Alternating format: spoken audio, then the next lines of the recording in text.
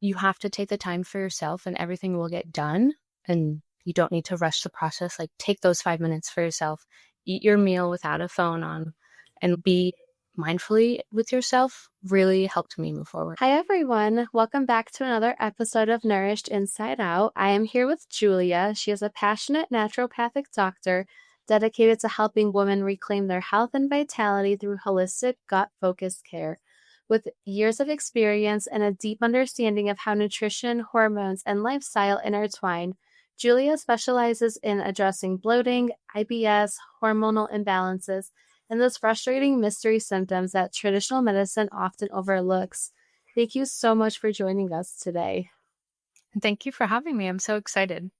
Absolutely. Do you mind telling us a little bit about your background and how you became a naturopathic doctor? Yeah, so I first studied nutrition at a small state school up in New York. That's where my passion for nutrition started. I found that you could really heal the body just through nutrition if you use the right tools. But I knew there was something I wanted to do to dive deeper because the didactic program was pretty just one size fits all. And I knew everyone's body's not created the same, so that shouldn't really work. Then I studied naturopathic medicine at a accredited school out in Arizona. It's called Sonoran University of Health Sciences, where I went through the general medical school program. The first 2 years are pretty similar to the traditional medical school. And then instead of focusing on like surgeries, we focus more on our modalities like botanical medicine. We dive deeper into nutrition, and my other favorite modality being homeopathy. And while in medical school, I actually was diagnosed with SIBO, which is a small intestinal bacterial overgrowth of all the not great bacteria in your gut. And after experiencing severe bloating and discomfort to the point that after eating a smoothie, my entire day would be ruined, I realized I had to get this addressed because I just avoided eating because it was just so painful. But it was the prime of the pandemic and 2021. So going to the doctor wasn't the best resource. And I knew I didn't want to go on an antibiotic like rifaximin that does have side effects and can potentially harm your gut because it is an antibiotic. So I went to my school as a patient and I went the holistic route. It did take about a year to fix it because I addressed my root cause, but now I can eat anything like pasta, dairy, and just not feel bloated and enjoy my life. So now I like to do the same for others because I completely understand the pain that they're going through. And I know that there's also relief on the other side. Wow. Thank you for sharing your story with us and who decided to take the naturopathic route. Can you explain to us how the foods we eat directly can influence our overall health? Yeah, so the food we eat plays a vital role in our overall health because they provide the building blocks for every cell in our body. Nutrient-dense foods supply vitamins, minerals, and antioxidants that support energy, immune function, and hormone balance. So a diet rich in whole foods help reduce inflammation and promote repair, while processed foods can disrupt gut health, which affects everything from mood to immune function, as 70% of our immune system is housed in the gut, and about 90% of our serotonin, which is our natural mood booster, comes from the gut as well. So poor diet choices lead to chronic conditions like digestive issues, fatigue, hormone imbalances, and even autoimmune conditions. So by choosing whole nutrient-dense foods, we support our bodies for better health and well-being. What are some misconceptions that people have about healthy eating? Oh, so one that really drives home for me is a common misconception about cholesterol from foods like eggs, red meat, and butter being harmful. Many people think that cholesterol contributes to heart disease, but also the truth is that cholesterol is essential for body's health. It's a vital building block for hormones like estrogen, progesterone, testosterone, and cortisol, which regulate everything from your stress response to reproduction and metabolism. And in fact, our bodies need cholesterol to produce these hormones, and consuming it from whole food sources supports overall health. The issue isn't cholesterol itself, but rather the type of fats you eat and the quality of foods you're consuming. So a balanced approach to fats is focusing on healthy sources like avocados, nuts, grass-fed meats. I also want to say that nothing I say is medical advice, but simply educational purposes.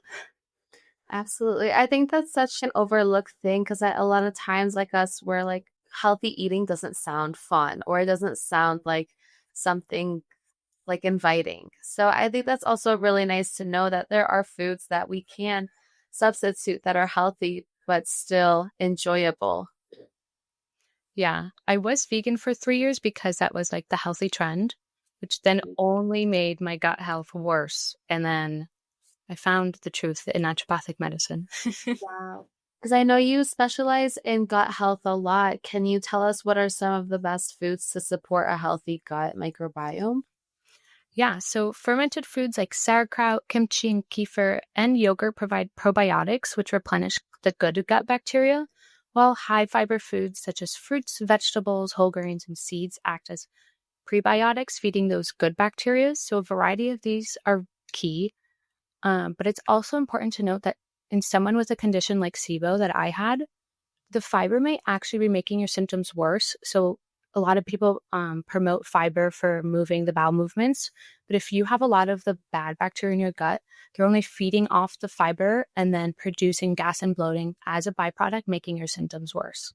So it's important to know this about you to know whether you should be consuming the fiber or not.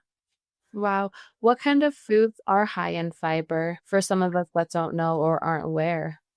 Yeah, so fruits and vegetables of all kinds are very high in fiber. Whole grains like oats, barley, chia seeds, flax seeds, nuts. Those are all really great sources of fiber.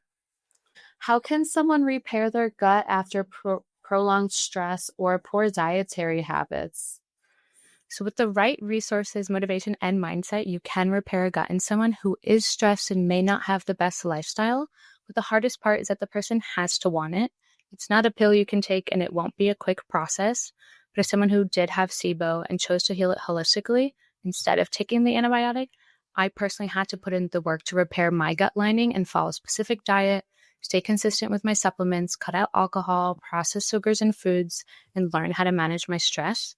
So I can easily provide the information and resources for anyone to repair their gut, but it has to come from within. Can you tell us a little bit of some of the things that you did to repair your gut since it is something that you struggled with in the past and overcame? Yeah, so I was on a rigorous 9-month program where every 3 months or so, we pretty much changed my diet and supplement regimen. And it went carefully based on my symptoms. So I wouldn't move into the next phase unless my symptoms were improving. And managing my stress while being a medical student was definitely something I had to work on and something really hard to do as you're grinding your way through school. But realizing that you have to take the time for yourself and everything will get done and you don't need to rush the process. Like take those 5 minutes for yourself, eat your meal without a phone on you, and be in mindfully with yourself really helped me move forward.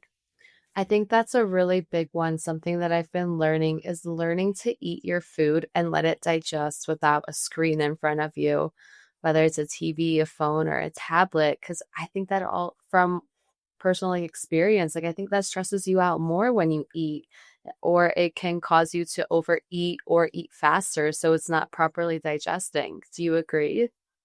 Yeah, definitely. When you're distracted from what you're eating, you're not really focusing on it. You're focusing on the other thing you're doing. So not only does it make your symptoms worse because your body's kind of confused as to what's going on and you're in a more stressed state, which then can promote bloating and gas. But when you focus on actually eating, you take the time to like listen to your body. Are you full? Do you want to save this for later? Are you still hungry or are you not?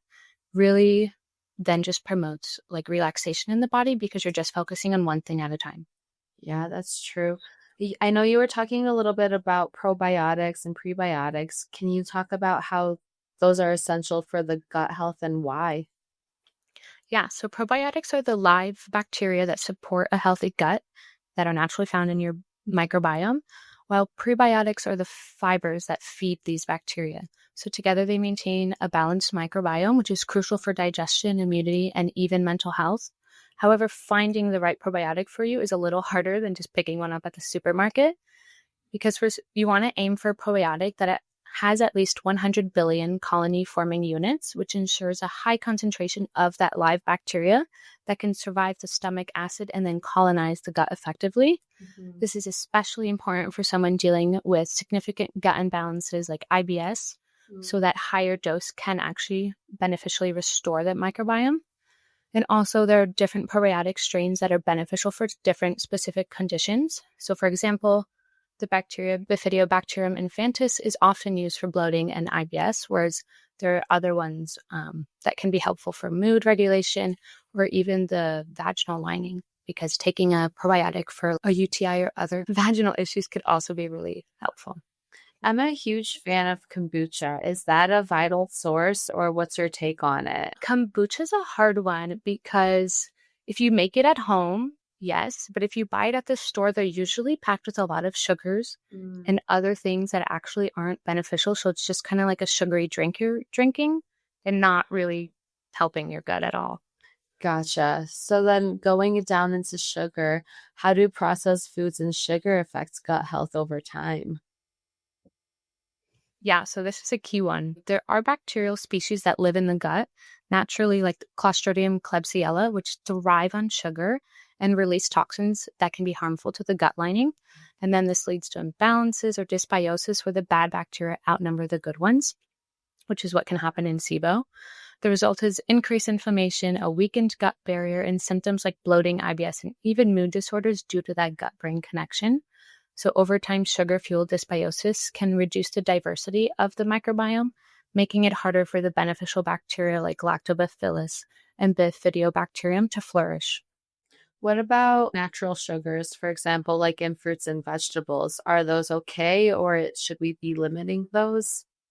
No, so natural sugars that are found in fruits are really good for you. Mhm. I mean, don't go eating them right before bed and spiking your blood glucose. That's not the best way of eating them. But there's also linked to the artificial sugars that does cause insulin resistance. So your body's thinking sugar is being released into the body, so it releases insulin Mm. because it converts to the glucose molecule in the body, and then over time it can cause insulin resistance. So you think that because you're doing a sugar alternative, that it's doing you well, but most of the time they're not in the deeper, like biological aspect. But alternatives like stevia and monk fruit don't typically do that in the body. Wow. Can you tell us a little bit about what a leaky gut is and how can food reverse a leaky gut? Yeah, so leaky gut, or sometimes referred to as intestinal permeability, occurs when the integrity of the gut lining is compromised. So Mm. the gut lining consists of a single layer of cells connected by tight junctions, which act as gatekeepers controlling what passes in and out of the bloodstream. So when this barrier is damaged, often due to like chronic inflammation, processed food, stress, medications, or even infections, these tight junctions become loose. So this allows toxins, undigested food particles, and harmful bacteria to leak into the bloodstream, which then triggers an immune response and systemic inflammation. And this immune activation can lead to a wide range of health issues, including food sensitivities, autoimmune conditions, and even mood disorders.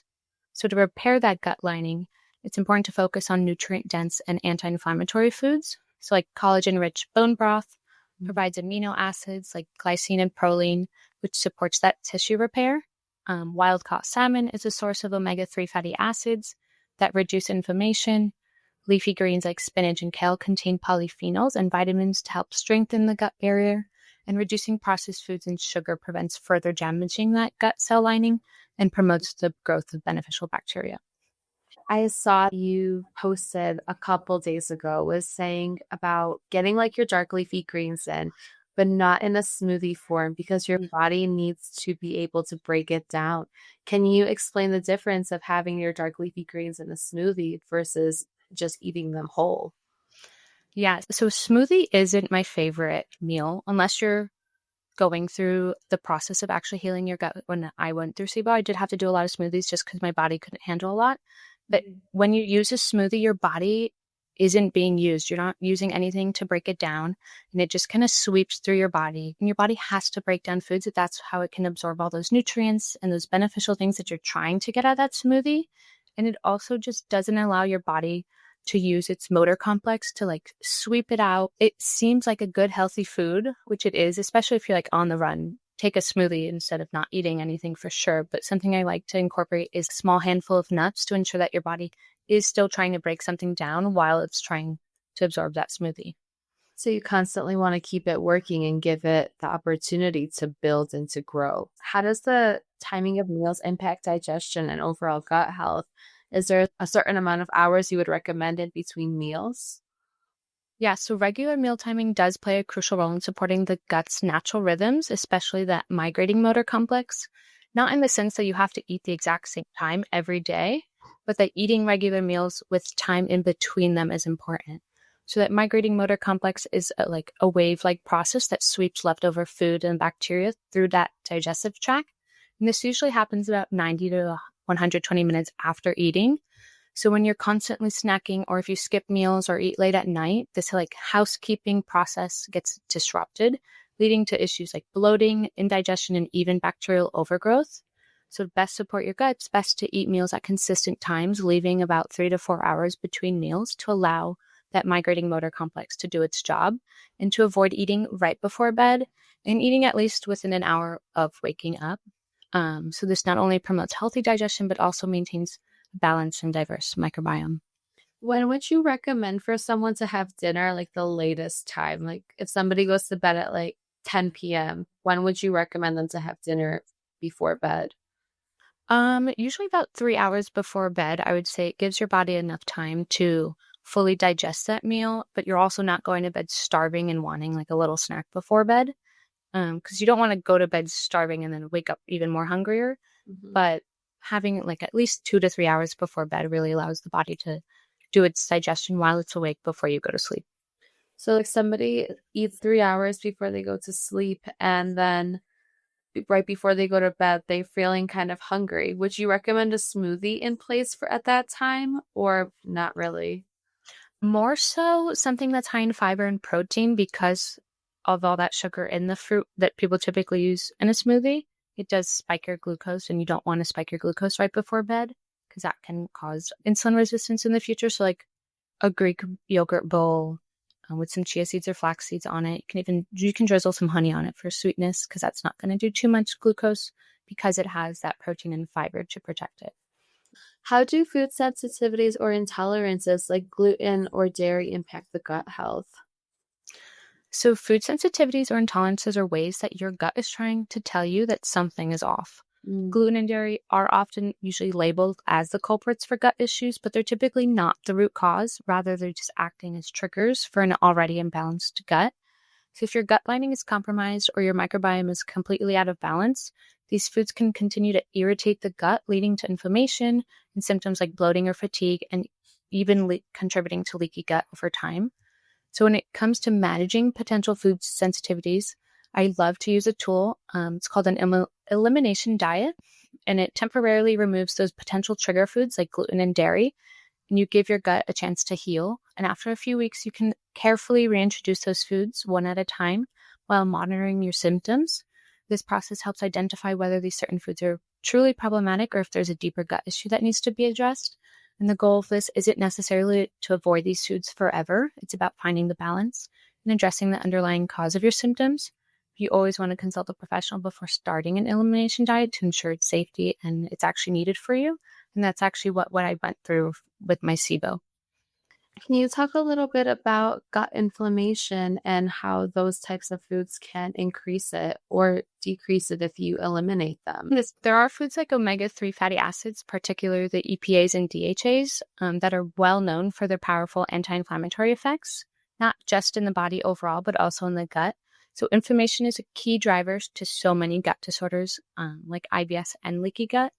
And these omega-3s help reduce this inflammation by blocking a production of these pro-inflammatory molecules like cytokines, which are involved in chronic gut inflammation. But the omega-3s do more than just fight inflammation. They also support the integrity of the gut barrier, because the gut lining is made up of those tight junctions that help maintain a stronger barrier, preventing harmful substances from leaking into the bloodstreams. And these omega-3s help stabilize and strengthen these tight junctions, making the gut lining more resilient against damage. So incorporating omega-3 rich foods like fatty fish like salmon, flax seeds, or chia seeds can be incredibly helpful for reducing that gut-related symptom and supporting long-term gut health. So, for somebody who is not able to get those types of foods in on a daily or a weekly basis, would you recommend taking like some supplements like fish oil? Because I know that's always been like a popular one that most people talk about. What's your take on it? Yeah, I'm obviously more of an advocate for trying to get the essential nutrients and things you need through food, but I also understand that that's not always possible for everyone. So a fish oil is a great supplement for that.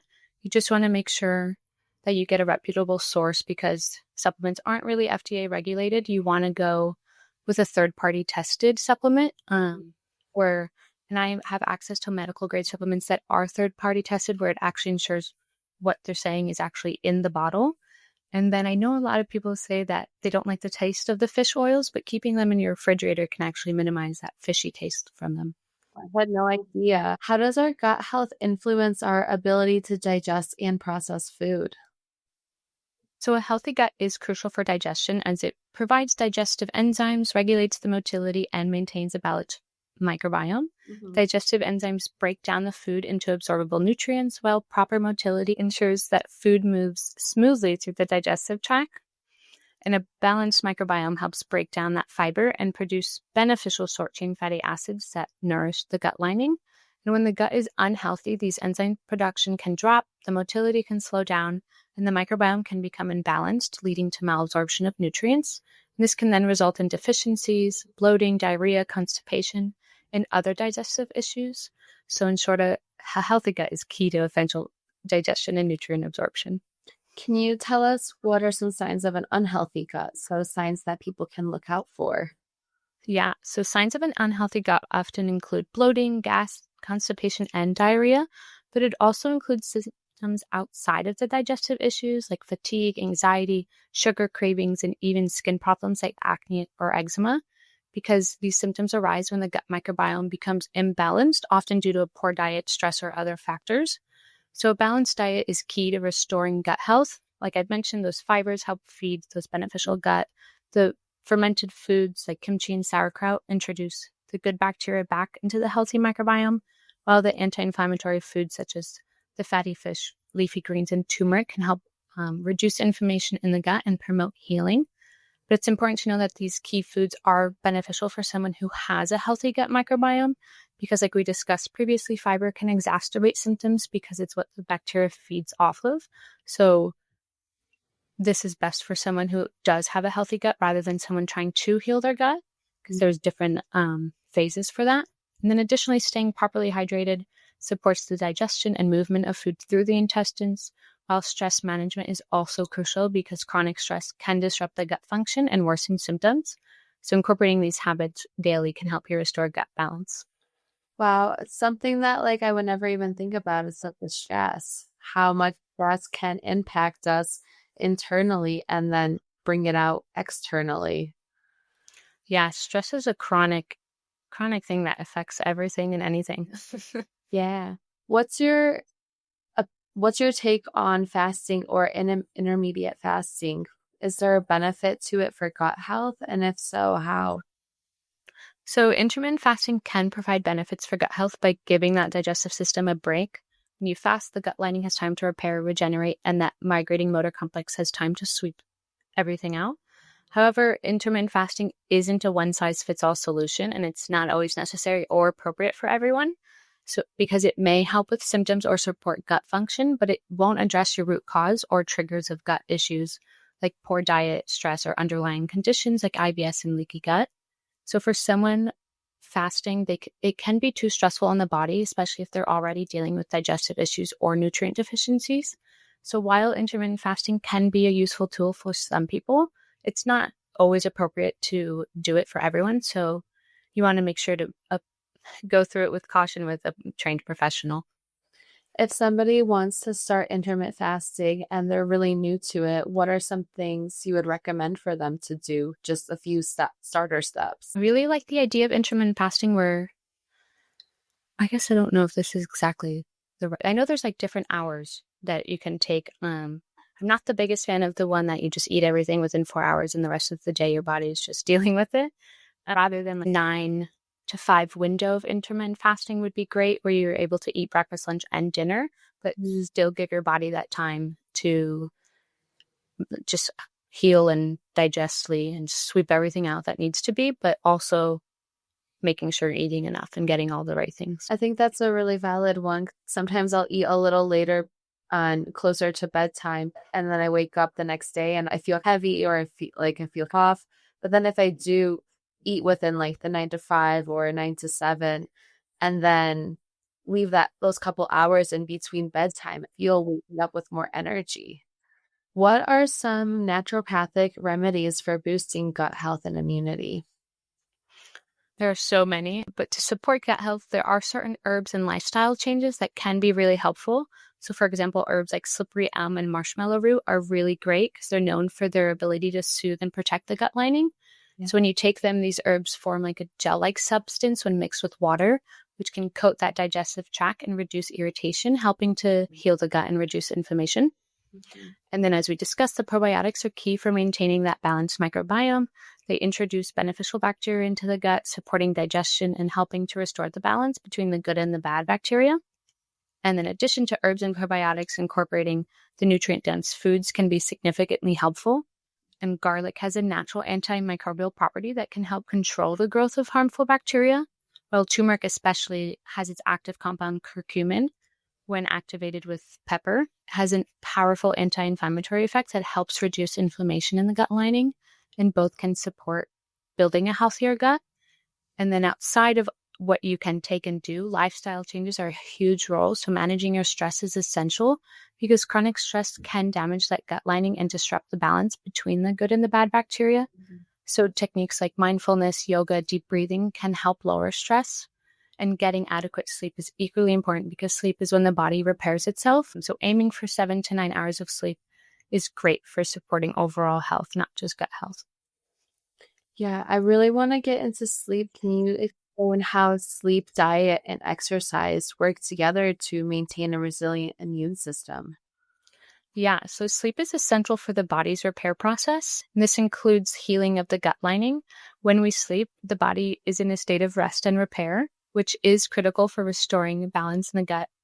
Adequate sleep helps to regulate inflammation, promote the growth of beneficial bacteria, repair any damage done to the digestive system during the day, and sleep strengthens the immune system, which is tightly connected to the gut.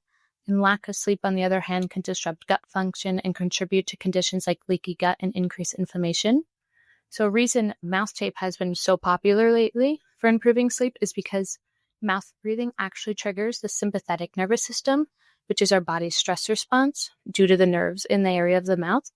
And this state is meant for fight or flight. So it can lead to chronic stress, digestive issues, and inflammation. And as the body is not in a state of conducive to healing or digestion. So research has shown that mouth breathing can increase anxiety, disrupt digestion, and even alter the pH of the gut, leading to imbalances of that gut microbiome. So by gently taping the mouth shut, you can encourage nose breathing while sleeping, which can support the body's natural healing process during the night. Regular exercise is another pillar of a great immune and gut health. Exercise stimulates that gut motility, so the movement of food and waste throughout that digestive system, which helps prevent constipation and bloating. And certain exercises like yoga, Pilates, and walking can reduce that stress hormone, cortisol, which can negatively impact gut health, whereas exercises like high-intense interval training can actually increase the body's natural response to increased cortisol because of how intense that workout is, which can then be a cause to bloating and other gut issues. Knowing which exercise works for you is key. But regular exercise in general promotes a better circulation, nutrient absorption, and balanced microbiome. And then a nutrient-dense diet provides the fuel for all of these processes. So foods high in vitamins, minerals, fiber, and healthy fats help provide the body with the necessary tools to repair that gut lining, provides the device microbiome, and reduce inflammation. So including anti-inflammatory foods like turmeric I mentioned, but make sure to add in that pepper to actually activate curcumin. Fatty fish and leafy greens can help promote healing. So in summary, nutrient-dense diet, regular exercise, and sleep are all such vital roles in supporting your gut health and overall health. That's incredible. Thank you for sharing all of that. How can listeners start integrating naturopathic principles into their daily lives if they're new to it? What are a few things that they can start integrating right now in their daily lives? Yeah, so starting small is always best. Focus on whole, unprocessed foods, tuning into your body's signals, adding in fermented foods, seeing how you feel, staying hydrated, and trying to incorporate mindfulness, like practicing the eating without any distractions, deep breathing, or meditations. I do have a free 7-day challenge on my website where someone can learn simple, easy, everyday habits where they can incorporate daily to start incorporating naturopathic principles into their life. And then whenever anyone's ready, they can always take the next step and book an appointment with me to dive deeper into their health. That's incredible. Thank you so much for sharing all of your knowledge and all of your tips with us today. Where can people support you and where can they find you? Yeah, so I'm across all major social medias. I'm on Instagram and TikTok, and I'm starting a YouTube channel where I go more into the science behind gut health. My name is Balance and Beauty, and you can find my website at balanceandbeauty.org, where you can book a free one-on-one discovery call with me to see if we're a good fit for each other, or you can just follow me for daily tips. Amazing. Thank you so much. I will have all of your links linked down in the show notes below so people can stay in touch. Thank you again, Dr. Julia.